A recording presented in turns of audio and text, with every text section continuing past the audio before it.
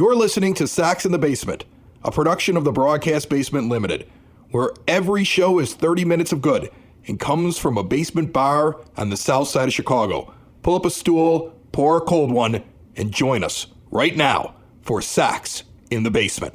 Heard everywhere podcasts can be found, and always at soxinthebasement.com.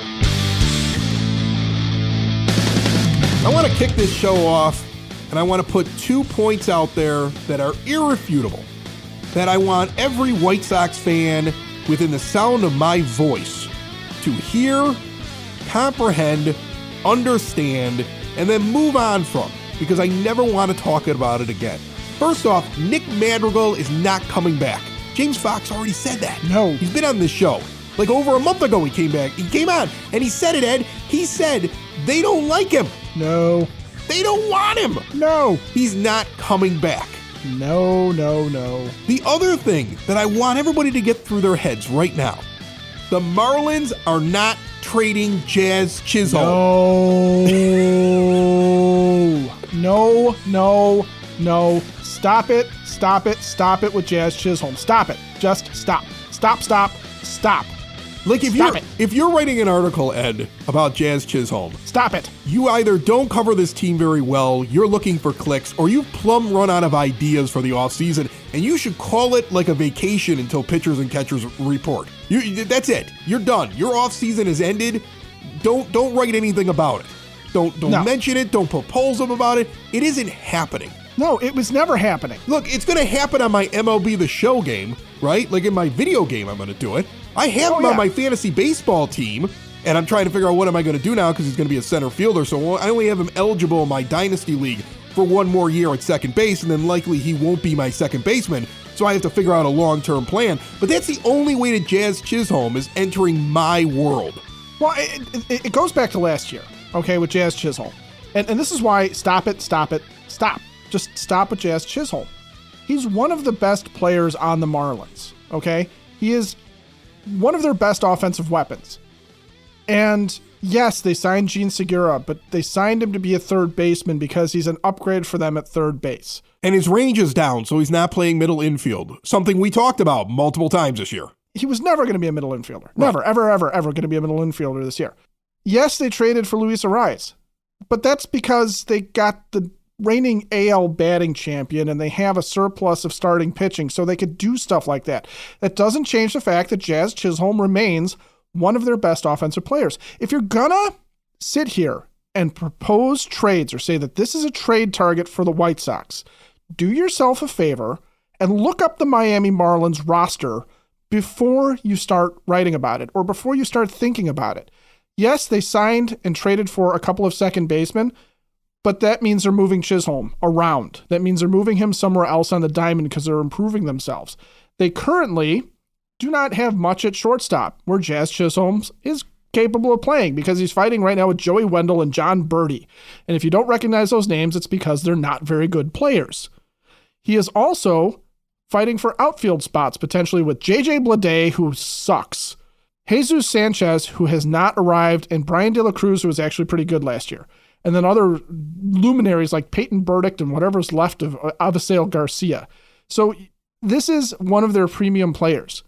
They're not going to give him up for cheap. They are not going to give him up for anything that the White Sox could offer up. I mean, you and I were drunk the other night and decided that somehow Norier Vera and Yoelqui Cespedes would do it. And then as soon as I sobered up, I'm like, why are they trading for a starting pitching prospect that's worse than anything that they have in their system to offer up right now? They're not doing that. Like, what were we thinking? We were thinking with whiskey and beer is what we wwere thinking with. So if you're doing that, stop doing that too. If you're going to make trades, don't do it drunk. We've learned that in fantasy baseball as well.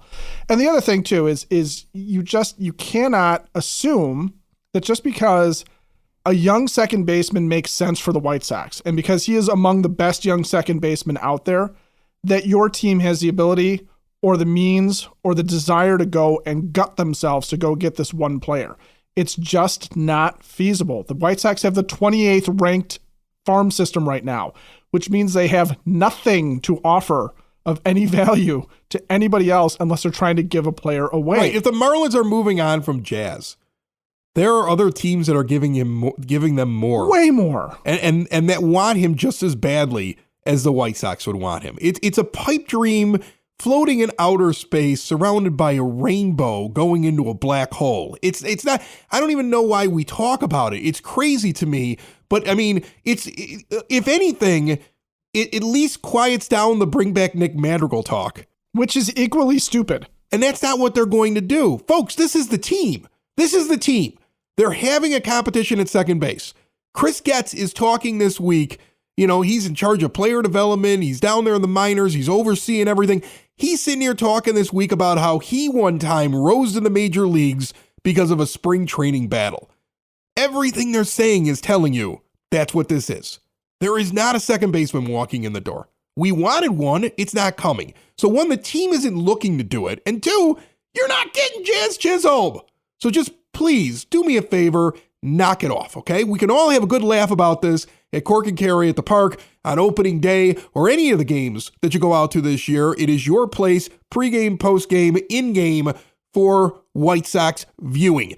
You bring the whole family there before the game. I do. I bring the kids in there. There's great food, 2-for-1 burgers, award-winning burgers on Mondays, non-Sox home games, and the atmosphere during a home game is second to none. Indoor-outdoor seating on beautiful days. All the windows open up in the place. Big, beautiful bar. Great selection. They continue to up their game, too, with craft beers on that line. They got a ton of taps in there.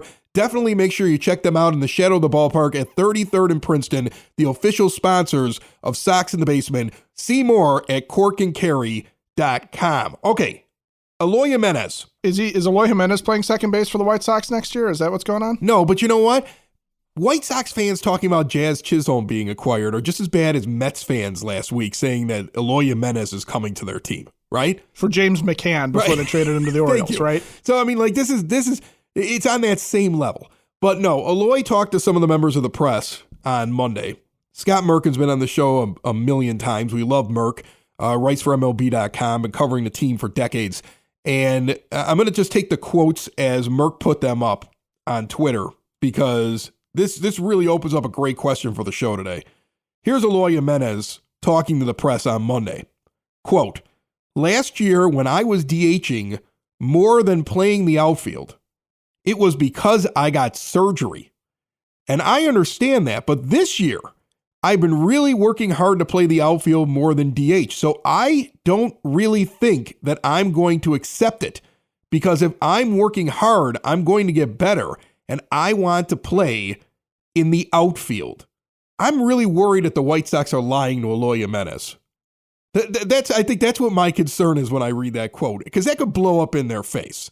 Because Eloy Jimenez is not an outfielder, at least not a starting outfielder on this team.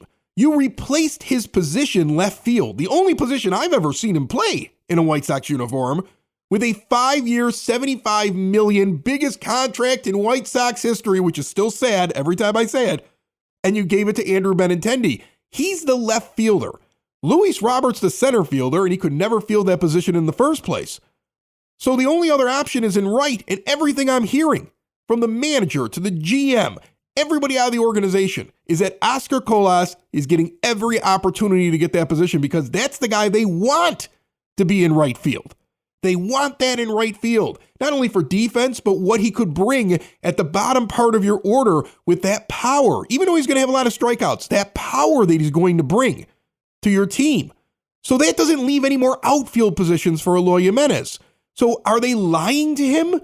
Are they telling him, yeah, you got a shot when he really doesn't? Because I look at this and say, where do you have a shot, Eloy? Where are you playing the outfield? Well, and it could be that. It could be that they're sitting there saying, hey, we'll give you a chance in spring training, show us how hard you've been working and everything, and we'll work you into a rotation. It's possible that is part of the plan, is to sit there and say, you know, we are going to have Oscar Colas play center field some for us, and move Benintendi around and have Luis Robert take some days off from the field on, you know, in parks where we can get away with it, because he's had a number of injuries where he's just been running and pulled something, strained something, whatever. So maybe they're looking at that and saying, hey, if we keep Luis Robert a little, you know, a little more rested, that's a good thing for us, which, you know, you don't need to do that usually with guys who are in their 20s. But so it's possible that there's that. And it is also possible that Eloy Jimenez is just sitting there saying, I won't accept it. he may know that Pedro has every intention of making him the full-time DH, and he may just be sitting there going, no, I'm walking into spring training and I'm telling them, I'm forcing them to give me an outfield spot because that's where I want to be. I'm forcing the issue because I'm going to get that much better. And I hope it's that. No, I don't want that. I don't want that because then he's going to be injured. Then he's going to go hurt himself in spring training diving for a ball in a meaningless game because he's trying to prove he's the left fielder or the right fielder. Oh, I know. I mean, I hope it's his bravado. I hope he doesn't get a chance at it, right? I hope he's sitting there saying, I know they're saying I'm going to be the DH, but I'm going to show them. And then Pedro's going to sit there and go, no, you're not. You're not going to show me anything. You're going to be the DH. Just please sit down. Maybe he's the fourth outfielder. I think that really answers a lot of questions because I think that I've heard Pedro say, you know what, here's what we're going to do. He's going to get out there every once in a while. You're going to see him sometimes in right field. We're going to work him in that position as well as left field. So when we're talking about why don't the White Sox have a clear fourth outfielder, the answer may just be Eloy Jimenez is the fourth outfielder. He's the first guy in when Benintendi needs a night off in left. He's the first guy in when Colas, who I assume is going to be the right fielder, needs a day off in right. And when Robert needs a day off in center, Colas is going to move over to center. And then you could keep a guy like Billy Hamilton on for speed and late inning defense or whatever else you want to use him for, but I don't think he's going to be the first choice to go stand out there all the time. Maybe their plan is that Eloy gets in 2 games a week. Maybe he is out there 3 games a week. I don't know. To me, though, when I hear them talking about, we're going to try him out in these other positions, they could be just placating him. They could be making him feel better because he really doesn't want to be a designated hitter, and that disappoints him, so you got to keep him happy, right? But I think they are going to send him out there. I want to say that Merck was the one that came on this show and said, don't be surprised if he's not out there a couple times a week. So, I mean, we're taking the quote that he gave to Scott Merkin. I think it's something that's pretty obvious to me now as I'm trying to get a picture of what's really going on. I mean, you can have as a fan what you want to have happen. But when you really start reading between the lines and all these quotes and start putting things together that are leaked out from this organization from one source or another over a couple of months, it's become very clear to me he's the fourth outfielder. That's why the offseason went the way it did, because their plan is we still are going to put him out there a couple days a week. It's going to keep him happy. We know we don't want him out there all the time, and that's how the roster is going to be constructed. And by doing that, that also may open up a spot for a guy like Gavin Sheets or a guy like Jake Berger to be on the bench because they move into the DH role when Eloy on those couple of days is sitting out in the outfield. They also have, I mean, if you think about Gavin Sheets as a potential starting outfielder too, because he has been the past couple of years, they really have 5 guys to cover 3 outfield spots then.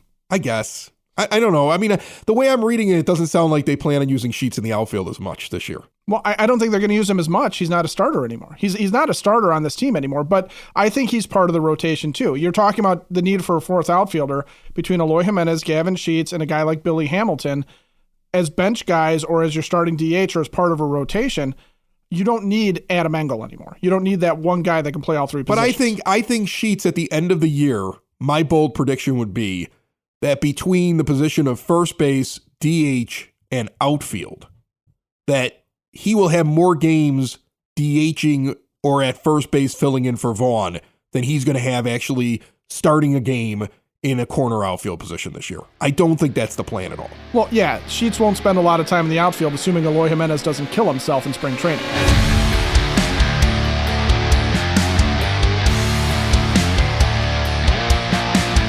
If Eloy Jimenez does play an awful lot of outfield, he will likely be injured. And if you've suffered an injury and you can't get around in your house, you may want to go check out Hyatt Home Medical Equipment. They have the latest in medical technology. So if Eloy does something silly and stretches out for something in spring training because he needs to prove to everybody he's really an outfielder and now he can't move around the house very well, Hyatt Home Medical Equipment could equip his home. They could give him like an app, and that opens and closes doors for him. And they can give him a specialized bed and like a little chair that could bring him from the first floor to the second floor. And this is why he can't be in the outfield, Ed, because this is what I'm thinking of now as I'm doing this read. Well, don't. At least we got him covered. Right. I mean, this is really equipment that shouldn't be used for Eloy Jimenez. It should be if mom or dad are trying to stay out of assisted living, grandma or grandpa. You can make the house safer for them, keep them in their home. That is the most important thing. They'll work with your insurance. And if you mention Sox in the basement, you get additional money off. Check out all they have to offer at hhme.com or stop in and see them today in Evergreen Park at 3518 West 95th Street. Well, there is one bit of good news. Between Sheets, Jimenez, Colas, Robert, Benintendi, Billy Hamilton, Larry Garcia does not have a spot in the outfield, right? Yeah, you can't put him out there anymore. And maybe that's what they finally realize. And you hope that there's just never a chance to put him out in the outfield. Like, I could see that they put him out there because they did something weird in a late inning and they need to throw a body out there. Oh, yeah, you get that extra inning game thing where everyone's shuffled in and out, and like you've used guys off the bench and he needs to play somewhere. Right, but I think one of the funnier quotes that I keep seeing, and I've seen multiple people put it out there, and either comes from Grifol or it comes from Hahn or anybody in the White Sox when they're talking about the second base thing, is that it's basically assumed it's Lenyn Sosa versus Romy Gonzalez. And that Larry could be in that, but they really look at him as somebody who brings them value by being able to move all over the field. And we've talked about this before. Like, you could technically put me at every position on the 16-inch softball field. I would play them poorly. Like, I can't run in the outfield anymore at 45 years old for my team. I'm really not going to be able to cover a shortstop. Like, when I was 25, I could, but now I'm more second base. In fact, I don't even know if I'm that good anymore at third because my arm is going. Like, I'm not as strong as I was when I was younger. So basically, I'm a second baseman catcher. Like, I moved into that part of my old man 16-inch softball career, and I accept it. Putting Larry Garcia in most positions on this team, that's trying to put me in like a position other than the two that I just described. You can put him there, but he's a defensive liability when he's there. It's almost like we keep trying to come up with a reason for his existence because you're stuck with 2 more years of him. And I don't know where he ends up going because there isn't room in the outfield. And one of those guys is winning that second base job. So essentially what he is he's the backup infielder that you're going to see a couple times a week, hacking it up over at third base or hacking it up over at short when TA isn't there, or making a boneheaded play at second base because he's not a very good defender even in the infield. But that's all Larry Garcia ever was, really, right? Was just a guy that was just good enough to put out there in the hopes that if it was routine stuff, he could cover it and ideally not make a boneheaded play, but move all over the infield, spell guys, be that extra inning or late inning replacement if you needed to switch things up, which doesn't need to happen as much anymore because when you're playing in a National League park, you don't need to do double switches and things.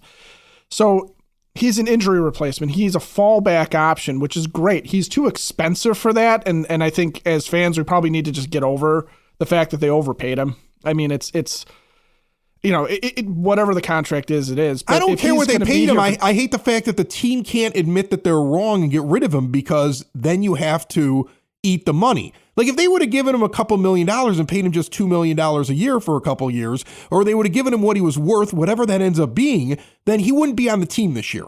He'd have been DFA'd last year. That's the problem. The problem with his money is not that I'm upset that Jerry Reinsdorf is giving out bad money. Who cares about him? The problem with the contract is he's still on my team because the general manager cannot have egg on his face, so we continue to trot him out there.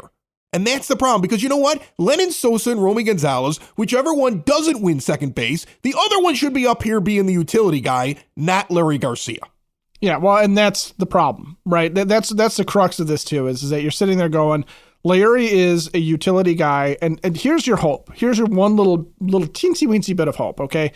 Is that somewhere along the line in spring training, that some team that needs a guy that has that versatility and does not care about the contract, is willing to eat some of the money, is willing to send a player to be named later or cash considerations or something to pick up Larry Garcia and leave it to Lenyn Sosa and Romy Gonzalez to have that role. Or that some other, somebody else, Eric Gonzalez, signed on a minor league contract, that he comes up and just does it because he's a better defensive player or something.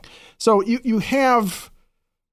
there's always hope. But yeah, you're right. The problem is that even as the last guy on the bench, the fact that Larry Garcia seems untouchable is a bit of a problem because there should be guys. That is a role that should go to somebody who you project could be better off in the future, unless your plan for Romy or Lenyn, whoever loses it, is to sit there and say, you're going back down, you're going to play every day, and you're going to be ready to be a starter, or we're going to plan on you, covering a couple of different positions because we're waiting for when you need to come up and be the starter during an injury, because inevitably there will be something where TA is going to tweak something, Moncada could tweak something, Sosa or Gonzalez, whoever wins that battle, could tweak something. There's always that. You never want catastrophic Danny Mendick-like injuries, but that at some point during the year, there's going to be a 10-day IL stint for somebody in the infield. And so you want Romy to be ready or want Lennon to be ready.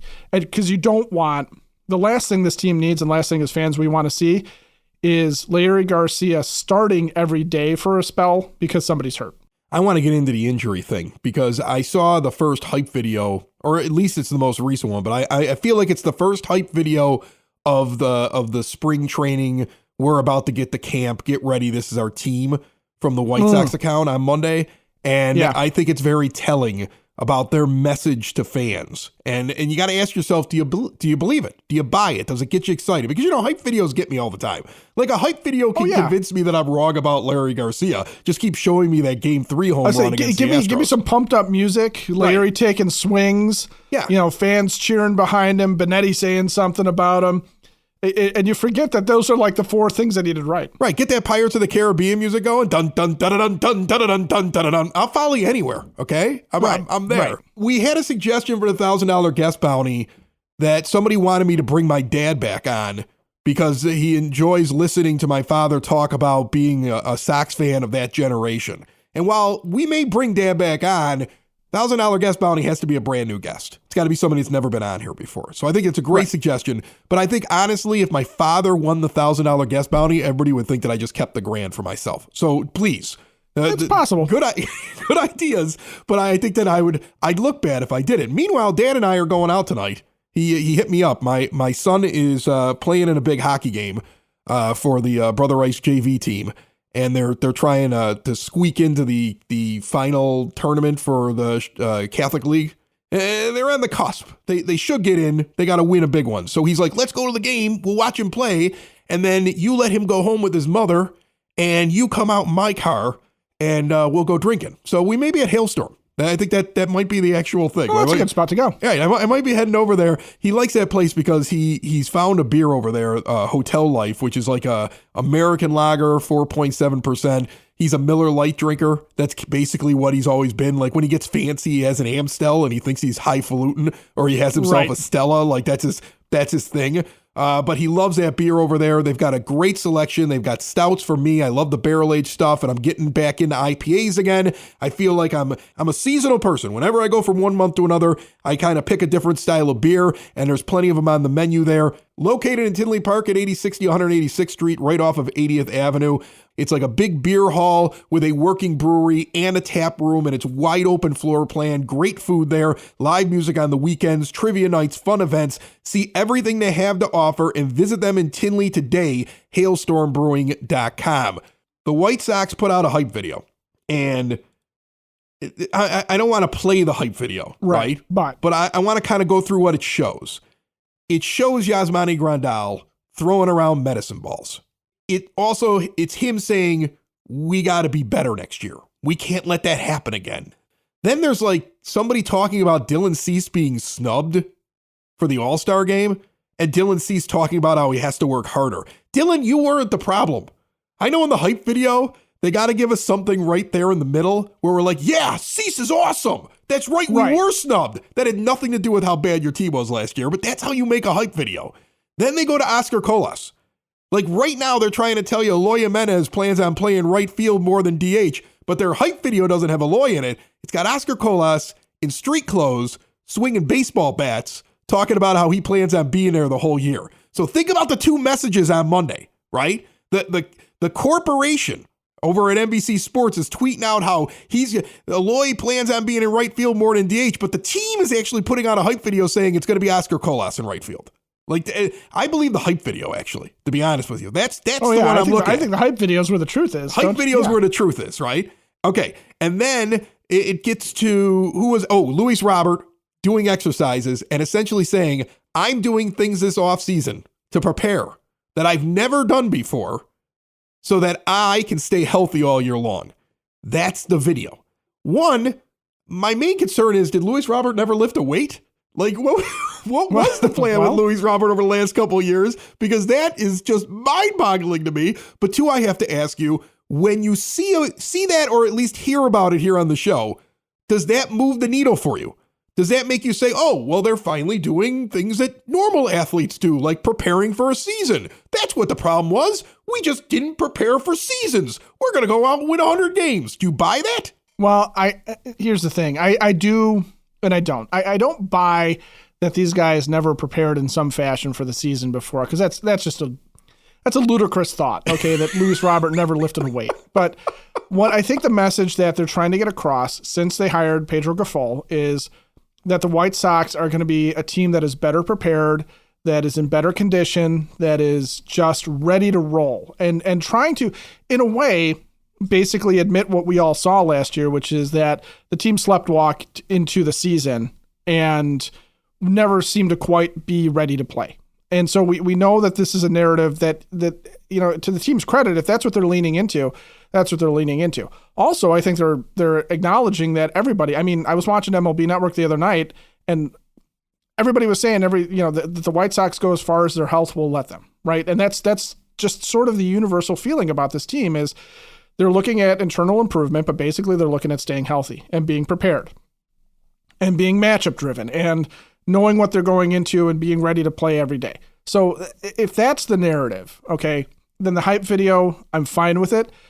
I just, I think what you look at though is, do you really think that it's just something where we're trying to say, don't worry about Yasmani Grandal because look at he's in the best shape of his life going into spring training. We always hear that stuff, right?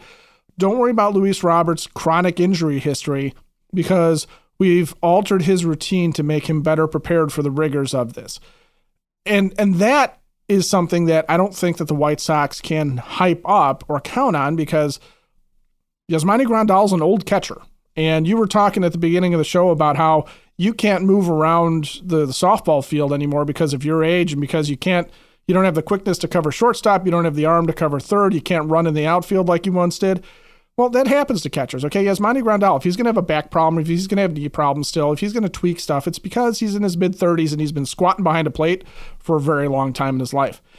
Luis Robert, if he's just somebody that is going to have tweaks and pulls and stuff like that because he's going all out or whatever the situation is, it's going to happen. But, I mean, also, you can't predict away whether or not someone's going to get hurt. So I don't like the tenor of it in that way. The Dylan Cease thing, I would absolutely fully expect that because at some point and on some level, you need to have that we were robbed, it's us against the world rallying cry. And you can't really do that with the White Sox who say, we were disrespected last year because you disrespected yourself, boys. You didn't show up for the season and the Guardians called you out on it at the end of the year and you looked ridiculous. So your only real us against the world moment. And you can't even really say that Dylan Cease was snubbed for the Cy Young because Justin Verlander was insane last year. So yeah, Dylan Cease not making the All-Star game, that's about the only snub that the White Sox can hold on to. And so if they're going to go the us against the world, we're getting prepared, look at what we're doing, we're getting ready, hype it up, that's fine, for right now. At the very end, your new manager sits there, looks into the screen, and they use one of his quotes where he says, and we're going to earn your trust. It's a great hype video. Bravo to the White Sox organization or whoever was behind the hype video. That's how a hype video should be done, especially at this point in the year. Great. Took your new manager. It's an organic thing, and we're gonna build around that whole thing, right? We're gonna lean into the criticisms of your team. Your only problem is this. In the process of trying to earn my trust, you canceled your fan festival because you couldn't face your fans. You got a little bit more work to do than a hype video. Oh, yeah. I love a good hype video just like anybody else. But I want to be able to boo them like the Red Sox fans booed their front office. Right? That was the thing. The Red Sox got booed off the stage, but you know what? They had the stones to show up and get booed. Good for them. Okay? You want to earn my trust? Stop hiding. Sox in the basement. Sox in the basement. Sox in the basement. Sox in the Basement. Heard everywhere podcasts can be found, and always on soxinthebasement.com.